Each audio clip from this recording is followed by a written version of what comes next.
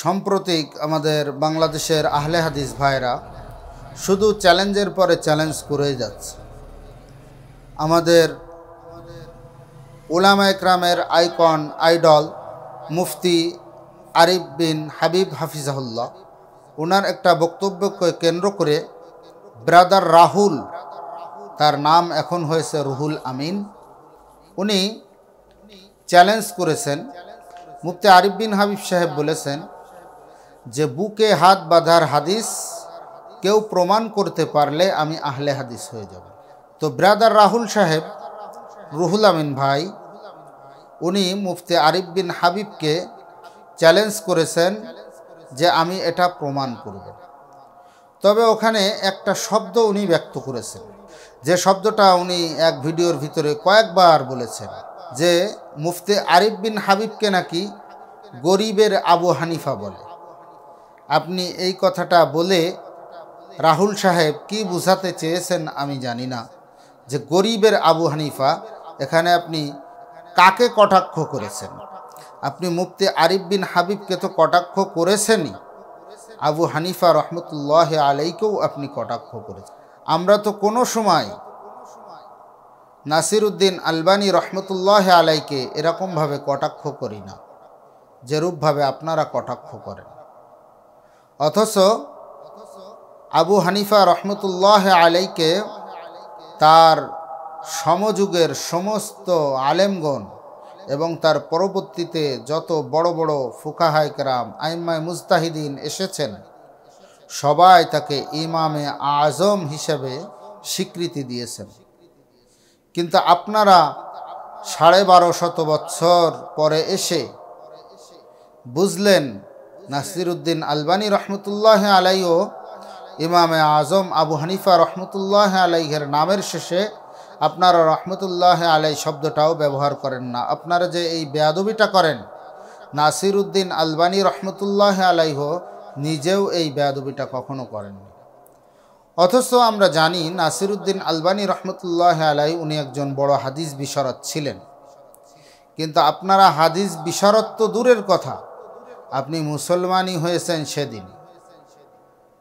আপনাকে কয়দিন আগে আপনি মুসলমান হয়েছেন, আপনি এখনও সূরা ফাতিহার প্রথম আয়াতটাও শুধু না, বিসমিল্লাটাও সহি করে পড়তে পারেন না। আপনি শুধু বাহাসের চ্যালেঞ্জ করেন। বাহাসের চ্যালেঞ্জ আপনার সঙ্গে কে গ্রহণ করবে? আপনাকে তো আলেম বলেই মনে করি না, আপনার ভিতরে যে কোনো জ্ঞান বুদ্ধি আছে এটাই মনে করি না। আর এই জ্ঞানের প্রথম শর্ত, আলেম হওয়ার প্রথম শর্ত, যেটা মাদ্রাসায় গেলে সর্বপ্রথম মানুষকে শেখানো হয়, আলিফ বা তা সা জিম হা খ, এইভাবে 29টা অক্ষর পড়ানো হয়। তারপরে আরবি, আমপারা, কুরআন শরীফ, এইভাবে কুরআন শরীফটা আগে সহি করে শেখে। সাধারণত যারা আলেম হয় কুরআন শরীফটা আগে সহি করে শেখে। আপনারা যারা জেনারেল লাইনের ভাইরা বিভিন্ন খারাপ পথে ছিলেন আগে, যাই হোক মুসলমান হয়েছেন বা হেদায়েতের রাস্তায় এসেছেন, এখন এসে আবার আহলে হাদিস ভাইদের সঙ্গে মিশেছেন, আপনাদেরকে সাধুবাদ জানাই। কিন্তু এটাই আমরা সাধুবাদ জানাতে পারছি না যে আপনারা আমাদের আকাবিরদের নামগুলো ঠাট্টা বিদ্রুপের ছলে নেবেন। বারবার আপনি কয়েকবার দেখলাম ব্যক্ত করলেন যে গরিবের আবু হানিফা আরিফ বিন হাবিব সাহেবের নাম নিয়ে। আপনারা আহলে হাদিস সম্প্রদায়, আহলে হাদিস ধর্মের যারা অনুসারী আছেন, তারা তো কোনো সময় ইমামে আজম আবু হানিফা রহমতুল্লাহ আলাইহির নামের শেষে রহমতুল্লাহ আলাই বলারও আপনারা প্রয়োজন বোধ করেন না। অথচ এখানে বাংলাদেশে আব্দুর রাজ্জাক বিন ইউসুফ হাফিজাহুল্লাহ, এখানে হাফিজাহুল্লাহ শব্দটা খুব সুন্দর ব্যবহার করেন। মতিউর রহমান মাদানী হাফিজাহুল্লাহ, আকরামুজ্জামান বিন আব্দুস সালাম হাফিজাহুল্লাহ, আবদুল্লাহ বিন আব্দুর রাজ্জাক হাফিজাহুল্লাহ, এখানে সবগুলো ডক্টর মুজাফফর বিন মুহসিন হাফিজাহুল্লাহ, এই আর এক পাগলা, এই সমস্ত এখনও পর্যন্ত যেগুলো সূরা ফাতিহার প্রথম আয়াতটাও পড়তে পারে না, তাদেরকেও আপনারা হাফিজাহুল্লাহ, তাদেরকে আল্লাহ তাআলা হেফাজত করেন। আর ইমাম আবু হানিফা রহমতুল্লাহ আলাইহের নামের শেষে রহমতুল্লাহ আলাই বলতেও আপনাদের কষ্ট হয় যে তার উপরে আল্লাহ তাআলা রহমত নাজিল করুক। আমরাও তো রহমত নাজিলের জন্য দোয়া করি। নাসিরুদ্দিন আলবানী রহমতুল্লাহ আলাইহি নামের শেষে আমরা সব সময় রহমতুল্লাহ আলাইহি বলি, কিন্তু আপনারা এহেন বেয়াদবিমূলক আচরণ বা বেয়াদবিমূলক কথাবার্তা সদা সর্বদা বলেন।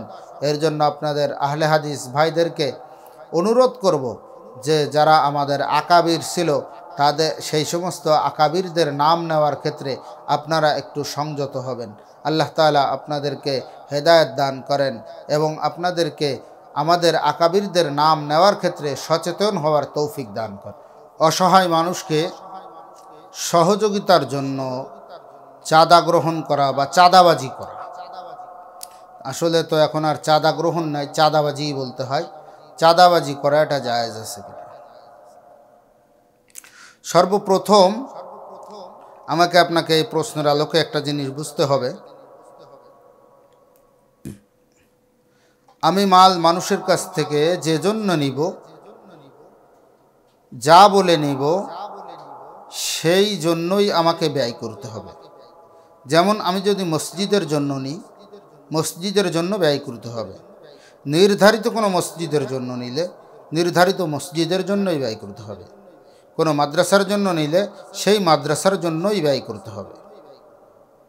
তো আমি যে অসহায় মানুষকে সহযোগিতার জন্য যে চাঁদাটা গ্রহণ করছি, এখানে অনেক সময় আছে, বিশেষ করে আমাদের বাংলাদেশে এখন তো বললে অনেকেই অনেক কথা বলবে, আমাকে অনেকে হয়তো গালিও দিতে পারে। এখন আমাদের এক শ্রেণীর ভাইরা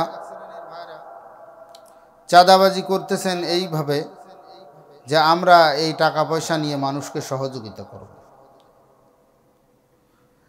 অথচ চাঁদা তো মানুষ এই জন্য দেয় মানুষকে সহযোগিতা করার জন্য যে যতটুকু পারে, কিন্তু চাঁদার অঙ্ক নির্ধারণ করে দিচ্ছেন যারা নিচ্ছেন, তারা নির্ধারণ করে দিচ্ছে। এটা গরিব অসহায় মানুষকে সহযোগিতা করার জন্য এরকম জোর জবরদস্তি করে চাঁদা নেওয়া এটা সম্পূর্ণ নাজায়েজ। যখনই কেউ বলতেছে যে ভাই এটা তো জুলুমের শামিল, তখনই আপনারা সঙ্গে সঙ্গে উত্তর দিচ্ছেন আমরা তো এটা নিয়ে নিজে খাচ্ছি না, আমরা অসহায়কে সহযোগিতার জন্য চাঁদা নিচ্ছি বা অসহায়কে সহযোগিতার জন্য এটা নিচ্ছি। তো আপনাকে অসহায়কে সহযোগিতার জন্য নেওয়ার জন্য আপনাকে কে দায়িত্ব দিয়েছে? বাংলাদেশের সরকার আপনাকে দায়িত্ব দিয়েছে? আপনার হয়তো আপনার সংগঠন বা আপনার দল দায়িত্ব দিয়েছে। আপনার দল কি বাংলাদেশের রাষ্ট্রীয় ক্ষমতায় আছে? বা রাষ্ট্রীয় ক্ষমতায় যদিও থাকে, তাহলে রাষ্ট্র ক্ষমতায় থাকলে যেমন বাংলাদেশের বিভিন্ন জিনিসের ট্যাক্স আদায় হয়, এটা কিন্তু আমাদের ট্যাক্স আদায় হয়ে আমাদের ঢাকা শহরে সরকারের নির্ধারিত যে জায়গা আছে ট্যাক্স জমা হওয়ার, সেখানে চলে যায়। সেখান থেকে আবার সংসদ হয়ে সচিবালয় হয়ে সেটা বন্টন হয়ে জনগণের কাছে পৌঁছায়। কিন্তু আমি আপনার কাছে যে চাঁদা দিব বা আপনি আমার কাছে যে চাঁদা চাচ্ছেন গরিব অসহায়কে দেওয়ার জন্য, এই চাঁদাটা যে গরিব অসহায়ের কাছে পৌঁছাবে এই বিশ্বাসটা আমি কিভাবে করব?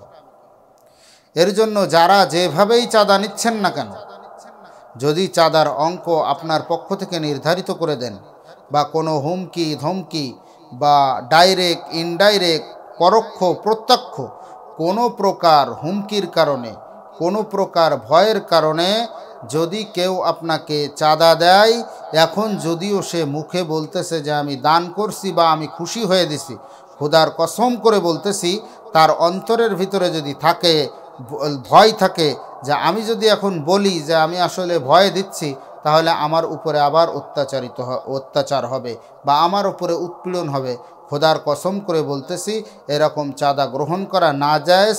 তাই সেটা ইসলামের নামে নেন আর যে নামেই নেন না কেন, এটা সম্পূর্ণ নাজায়েজ হারাম। এই জন্য আমরা এরকম চাঁদাবাজি করার ক্ষেত্রে খুব সচেতন হই, আমাদের থেকে যেন জুলুম হয়ে না যায়, আমরা যেন জালেম হয়ে না যাই।